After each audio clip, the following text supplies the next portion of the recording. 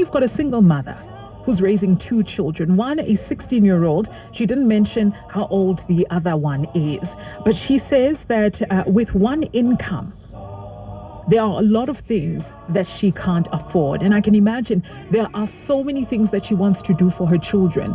But because isimo sipkai, there is no money. She can only do so much, right? So here's the letter. May Claudine is actually on the line. The letter reads, "Hi, Mama Claudine. I have reached a point of desperation where my 16-year-old daughter is concerned. I'm a single mother raising two kids. Every day, I try my best to provide for them. With one income household, there are a lot of things we can't afford. I've noticed that my daughter has access to money, and I don't know who is giving her the money or where that money is coming from. I suspect that she has a boyfriend who is much older than her. She no longer packs a lunchbox for school. She always comes home with takeaway food for her little brother. The last straw for me was when she gave me 200 Rand because I didn't have taxi fare. She's a very bright child and is doing well at school. I don't know how to tackle this issue. The reason I gathered strength to write this is because over the past few weeks, I saw a story of a girl around my daughter's age apparently dating an older man. I don't know how to approach this, but I have to stop this thing I have to stop this thing that's going on. Our children are young." And she's absolutely right. Good morning, Mama. Morning, Tambi. How are you? I'm good, and you? I'm good. Mama, this is a heartbreaking letter. You can just see that, Anonymous is caught between a rock and a hard place, and she's noticing behaviors. But I think she's scared to tackle the issue. I don't know. That's what I'm thinking. Rock the boat. She's scared to rock the boat. Mama, what is your advice to Anonymous? So, because these children just take off like that, they'll bring pills and all.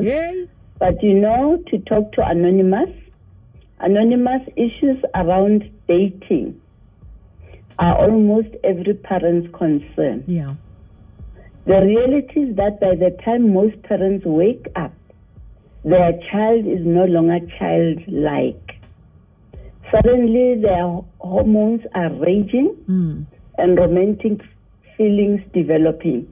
Before you know it, they have entered the dating world.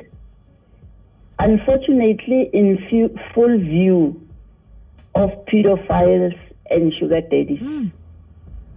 For many parents, raising teenagers is the most intimidating chapter of parenthood. Yeah. So discipline becomes difficult and almost impossible to maintain. There are opposing factors. When to set rules versus when to give freedom, when to bend rules and when to stand firm, when to intervene and when to let live. Because according to them, everybody is doing it in quotes, including dating. Communication is also very tricky to navigate.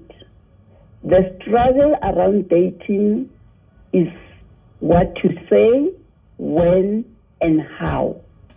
It's very important for parents to do their part in preventing teen dating violence and promote healthy relationships. So for Anonymous, there's no better time than now. Talk to your child about your suspicions, please. No need to attack even though you are panicking right now. You alluded to her being very bright. Yeah. The optimist in me says, what if she has found a way to generate income? I know this might be coming from denial on my part, but how will you know unless you ask? So it's best to define what a healthy relationship looks like when you talk with your daughter. First, explain that for a relationship to be healthy, there has to be boundaries. And secrecy is not one of them. Yeah. Her freedom of choice in the matter should not be hindered. whether she's dating her age group or an older person, which we don't wish for her. And describe to her the different types of abuse and associated warning signs. We are not saying every dating relationship will end in abuse, but it's a nice to know so that you look out for these things. Preferably, this should be before entering a relationship. These are the things that we talk about even before there's a relationship. Yeah. A sugar daddy, sugar baby relationship is not exempt because there's very little bargaining power on the part of the young child. Most of them are very abusive. So there's physical abuse, where there's hitting, kicking, pushing, biting, choking, and sometimes using weapons.